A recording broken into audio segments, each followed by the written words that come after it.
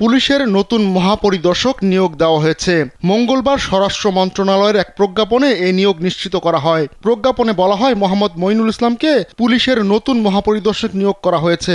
জনস্বার্থে জারিকৃত এই আদেশ অবিলম্বে কার্যকর করা হবে। মঈনুল ইসলাম ঢাকার ট্রাফিক অ্যান্ড ড্রাইভিং স্কুলের কমান্ড্যান্ট পদে কর্মরত রয়েছেন।